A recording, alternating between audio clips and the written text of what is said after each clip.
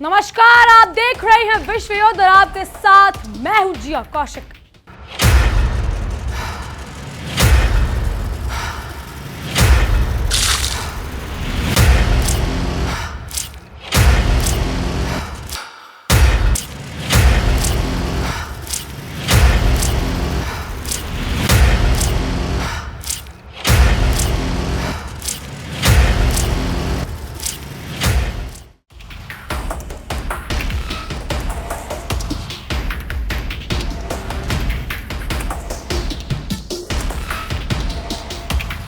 America Iran महासंग्राम और खाड़ी में बारूद की गूंज। पश्चिम एशिया का सबसे संवेदनशील और रणनीतिक रूप से महत्वपूर्ण इलाका फारस की खाड़ी यानी पर्शियन गल्फ इस समय एक विनाशकारी महायुद्ध की मुहाने पर खड़ा है। वैश्विक महाशक्ति अमेरिका और क्षेत्रीय ताकत ईरान के बीच छिड़ी ये दुश्मनी अब अपने सबसे खतरनाक और हिंसक दौर में प्रवेश कर चुकी है, जिसने न केवल पूरे मध्य पूर्व बल्कि दुनिया भर की अर्थव्यवस्था, शेयर बाजारों और वैश्विक ऊर्जा सुरक्षा को हिलाकर रख दिया है। पूरी खबर का सबसे बड़ा और चिंताजनक निचोड़ ये है कि केवल 3 हफ्ते पहले दोनों देशों के बीच बेहद मुश्किलों से हुआ अंतरिम युद्ध विराम यानी इंटरिम सीज फायर अब पूरी तरह से तार-तार हो चुका है। अमेरिकी राष्ट्रपति डोनाल्ड ट्रंप ने इस युद्ध विराम के अंत की आधिकारिक घोषणा कर दी है, जिसके बाद खाड़ी के पानी से लेकर ईरान के मुख्य भूभाग तक केवल मिसाइलों, ड्रोनों और लड़ाकू विमानों की गूंज सुनाई दे रही है। ये टकराव केवल 2 देशों की जंग नहीं, बल्कि इसने पूरे खाड़ी क्षेत्र को अपनी चपेट में ले लिया है। स्ट्रेट ऑफ हॉर्मुज में बड़ा तनाव और युद्ध विराम का खात्मा इस ताजा और भीषण सैन्य टकराव की शुरुआत तब हुई जब अमेरिकी राष्ट्रपति डोनाल्ड ट्रंप ने तुर्की में आयोजित नेटो शिखर सम्मेलन से निकलते ही एक बड़ा बयान दे डाला। ट्रंप ने साफ शब्दों में घोषणा की है कि स्ट्रेट ऑफ हॉर्मुज में राजनीतिक, अंतर्राष्ट्रीय, वाणिज्यिक और व्यापारिक जहाजों पर ईरान द्वारा किए गए लगातार हमलों ने इस अस्थायी युद्ध विराम को पूरी तरह से बेअसर और खत्म कर दिया है। वॉशिंगटन का दावा है कि ओमान के तट के पास ईरान ने कई मर्चेंट नेवी के जहाजों और तेल टैंकरों को निशाना बनाया, जिससे अंतर्राष्ट्रीय जल स्तर में नौवहन की स्वतंत्रता यानी फ्रीडम ऑफ नेविगेशन को गंभीर खतरा पैदा हो गया है। अमेरिका ने इसे अपनी रेड लाइन का उल्लंघन माना और इसके तुरंत बाद अमेरिकी सेना के ईरान के खिलाफ अब तक के सबसे बड़े हवाई हमले का आदेश दे दिया गया, जिसने शांति की बची कुछ उम्मीदों को भी दफन कर दिया। तो अब सेंट्रकॉम की ईरान पर भीषण बमबारी। अमेरिकी राष्ट्रपति के आदेश मिलते ही अमेरिकी सेंट्रल कमांड यानी सेंट्रकॉम ने ईरान के खिलाफ एक बेहद आक्रामक और व्यापक सैन्य अभियान छेड़ दिया।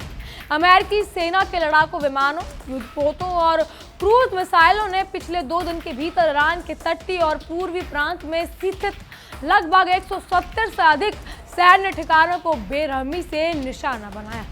पेंटागन के अनुसार इस बड़े ऑपरेशन का मुख्य उद्देश्य ईरान की उस सैन्य क्षमता को पूरी तरह नष्ट करना है, जिसके दम पर स्ट्रेट ऑफ हॉर्मुज जैसे महत्वपूर्ण रेल मार्ग में अंतर्राष्ट्रीय जहाजों को डराता या उन पर हमले करता था।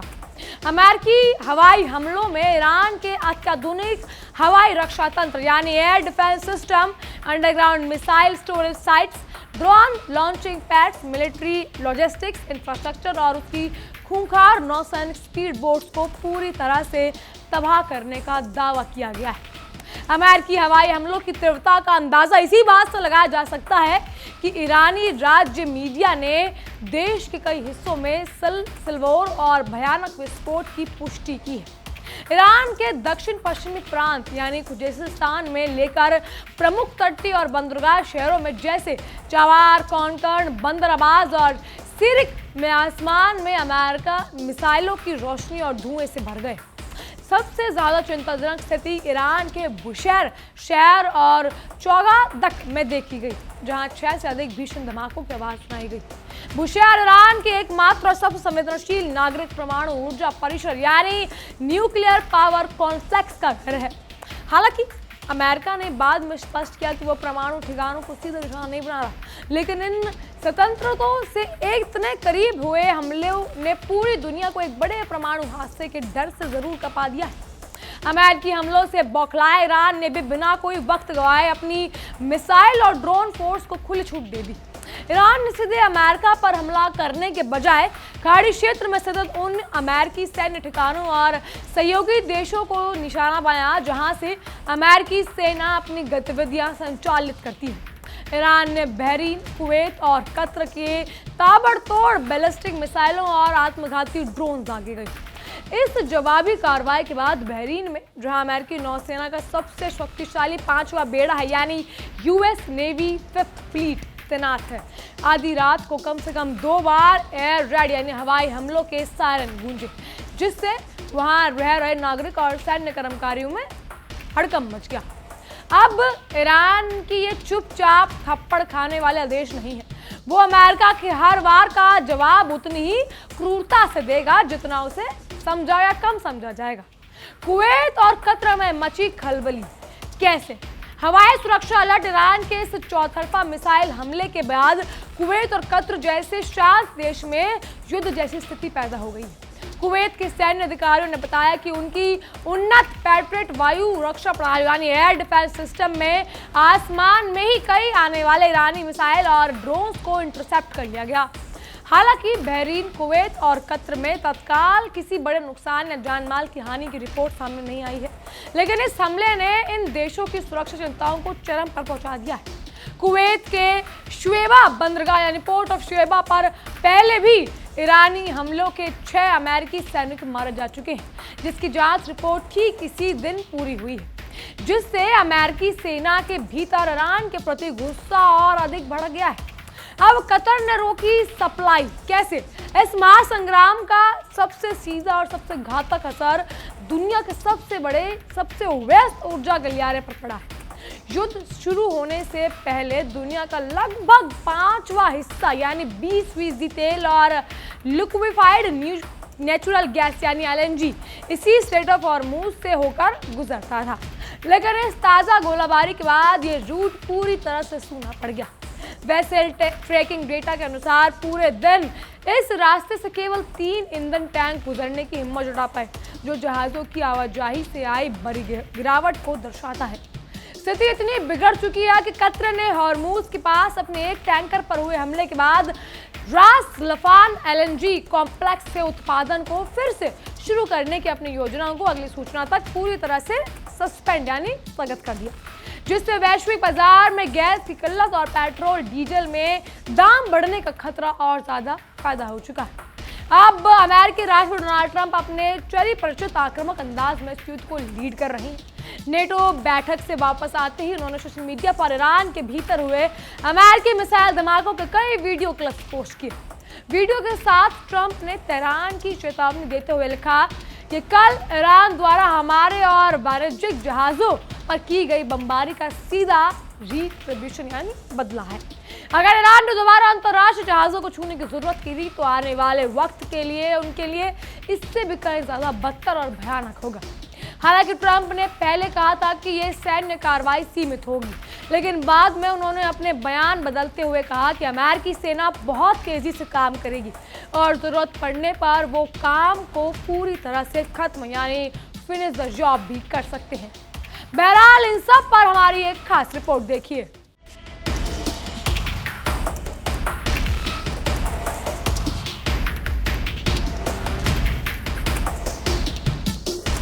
खामनेई के मलबे में तब्दील घर की तस्वीर IRGC ने सामने रखी है। मलबे में तब्दील इमारत की तस्वीर रखी है। चारों तरफ से तबाही का मंजर दिख रहा है। हमले में इमाम खुमैनी हुसैनिया हॉल को भारी नुकसान की तस्वीर है। इमाम खुमैनी हुसैनिया हॉल में खामनेई मीटिंग करते थे। 35 सेकंड के वीडियो में भयंकर बर्बादी नजर आ रही है। 28 फरवरी को ईरान पर US इजराइल ने अटैक किया था। 28 फरवरी को हमले में अली खामनेई मारे गए थे। ईरान ने पहली बार जारी किया खामनेई के घर का वीडियो, जिसमें चारों तरफ तबाही तबाही है। एक और बड़ी खबर आप जान लीजिए। ईरान के कई शहरों में ट्रंप के खिलाफ पोस्टर लगा दिए गए हैं। ईरान के कई शहरों में डोनाल्ड ट्रंप को मारने की बात कही जा रही है। ऊंची ऊंची इमारतों पर डोनाल्ड ट्रंप के बड़े बड़े पोस्टर लगाए गए हैं। हम ट्रंप को ही मारकर दम लेंगे, ये ईरानी आवाम कह रही है। ईरान युद्ध की वजह से डोनाल्ड ट्रंप को खतरा बढ़ रहा है। अंकारा में ट्रंप ने भी कहा था ईरान मुझे मारने की कोशिश कर सकता है। ईरान के मशहद में ट्रंप के खिलाफ पोस्टर लगाए गए हैं, जिसकी तस्वीर इस वक्त आप देख रहे हैं। एक और बड़ी खबर आपको बता दें, ईरान पर हमले के बाद डोनाल्ड ट्रंप डरे हुए नजर आ रहे हैं। नेटो मीटिंग से लौटते वक्त विमान में घबरा गए डोनाल्ड ट्रंप। ट्रंप ने कहा, जल्दी विमान के पर्दे बंद कर दीजिए, मैं ईरान के हिट लिस्ट में नंबर 1 पर हूं, मैं मरूंगा तो आप सब मारे जाओगे। ईरानी आवाम के हुंकार से विमान में ही डोनाल्ड ट्रंप कांपने लग गए। तो क्या डोनाल्ड ट्रंप वाकई में डर गए? ट्रंप की बौखलाहट और घबराहट फिलहाल यही गवाही दे रही है। ट्रंप ने खुद पर हमले की आशंका जताई। एयरफोर्स 1 में विमान में वो सवार थे और उन्होंने कहा कि जल्दी से पर्दे बंद कर दो। पत्रकारों से ट्रंप ने कहा, अगर मैं मरूंगा तो आप सभी मारे जाओगे। हमले के डर से ट्रंप ने विमान बदल दिया। बीच सफर में अचानक विमान बदलने का फैसला किया।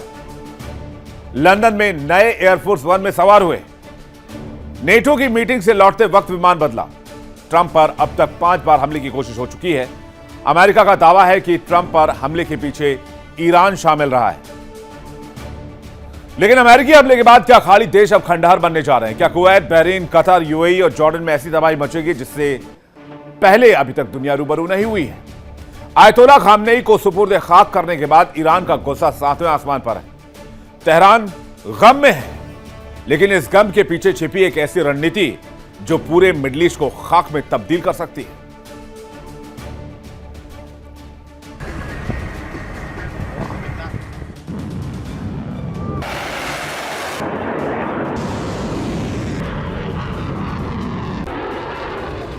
ईरान इस वक्त दोहरे गुस्से की आग में जल रहा है। पहला गम आयतुल्ला अली खामनेई की विदाई का, जिसने हर ईरानी की आंखों में आंसू और दिल में नफरत भर दी है।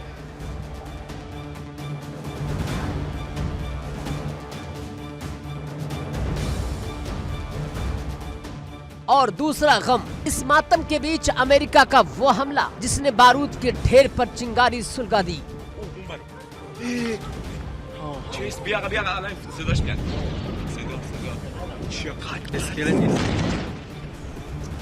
अमेरिकी सेंट्रल कमांड ने दावा किया कि उसने ईरान के तटीय इलाकों में 90 सैन्य ठिकानों को नेस्तो नाबूद कर दिया।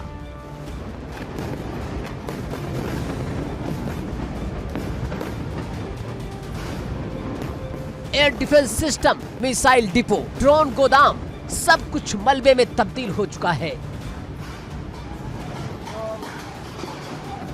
और सबसे बड़ी बात, भारत के सहयोग से बने चाबहार बंदरगाह को भी अमेरिकी मिसाइलों ने बुरी तरह जख्मी कर दिया।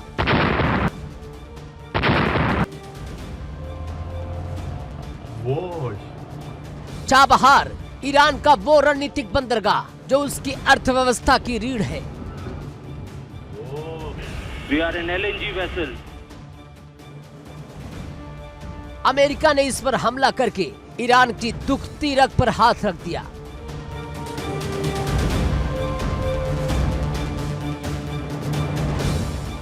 ईरानियों का गुस्सा अब उस मोड़ पर आ चुका है जहां से वापसी का कोई रास्ता नहीं बचता।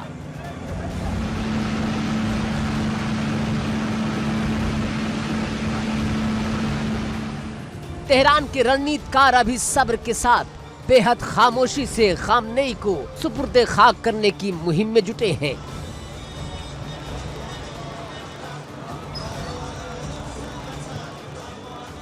लेकिन ये खामोशी किसी शांति का संकेत नहीं है, ये तूफान के आने से पहले का सन्नाटा है।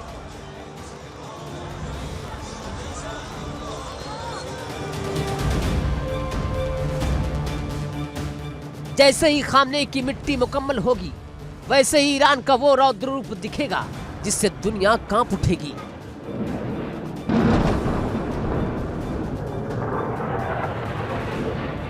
ईरान की संसद के स्पीकर मोहम्मद बाकर कालिबाफ ने अमेरिका को वो अल्टीमेटम दे दिया जिसने पेंटागन में खलबली मचा दी।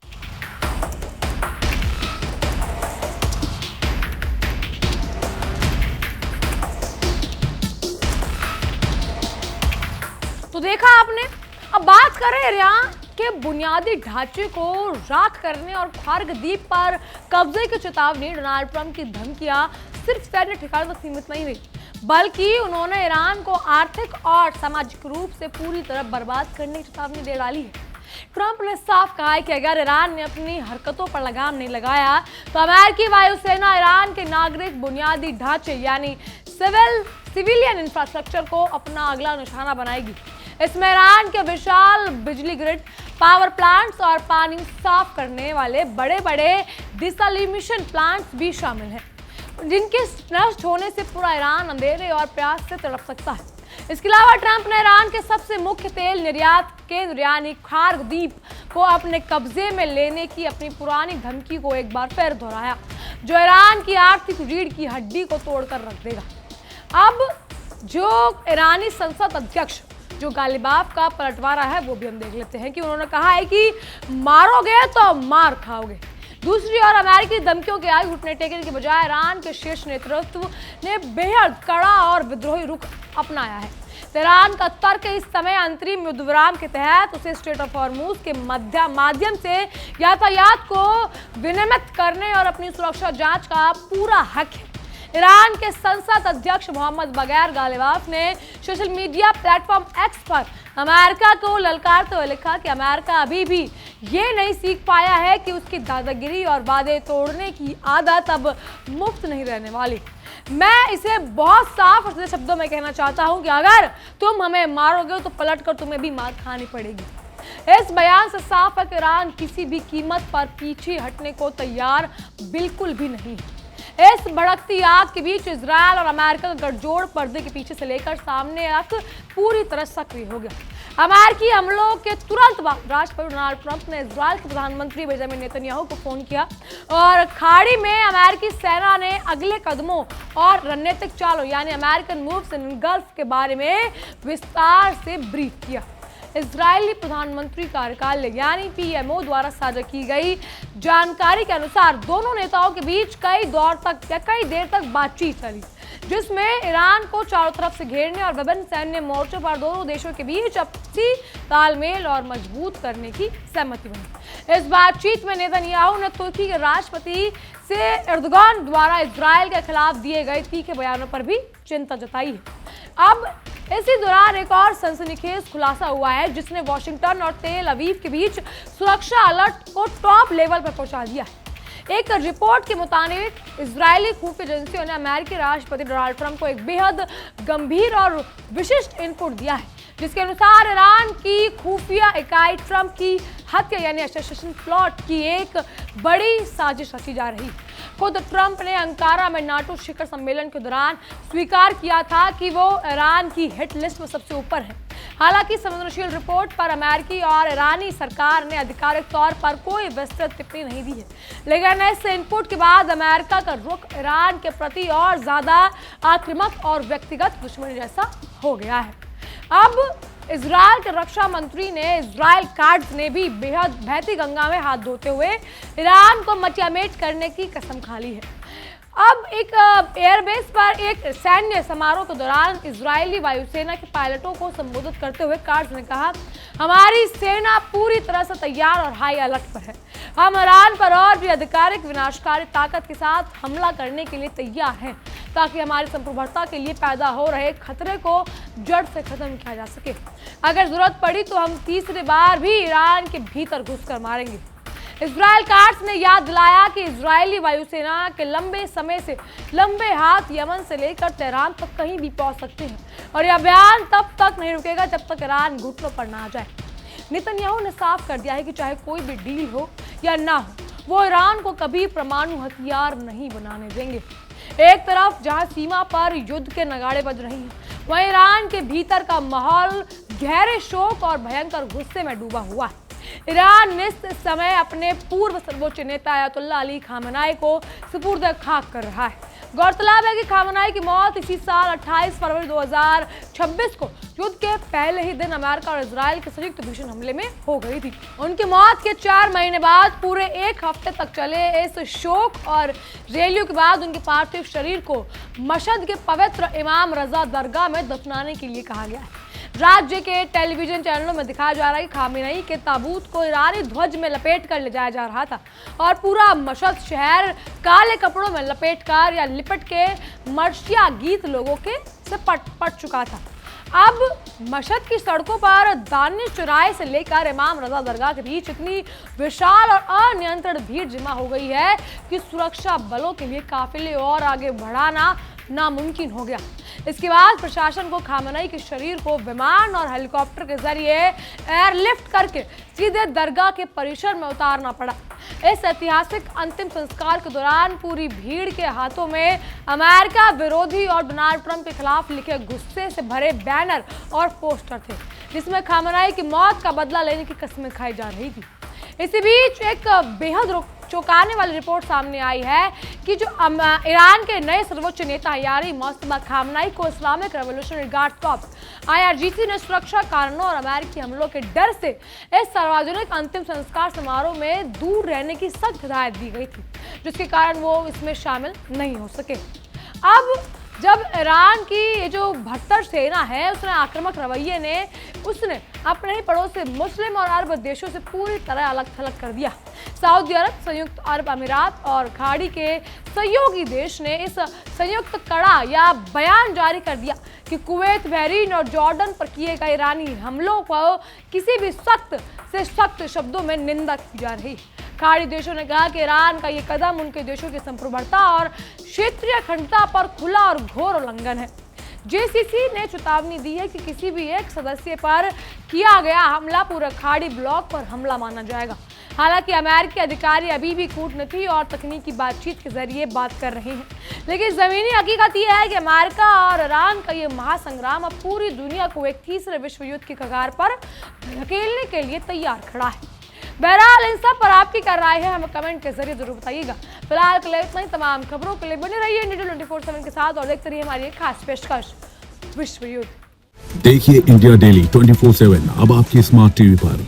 इंडिया डेली मौजूद है सभी डिजिटल प्लेटफॉर्म पर लाइव और लगातार। इंडिया डेली 24/7 हर दिन राष्ट्र को समर्पित।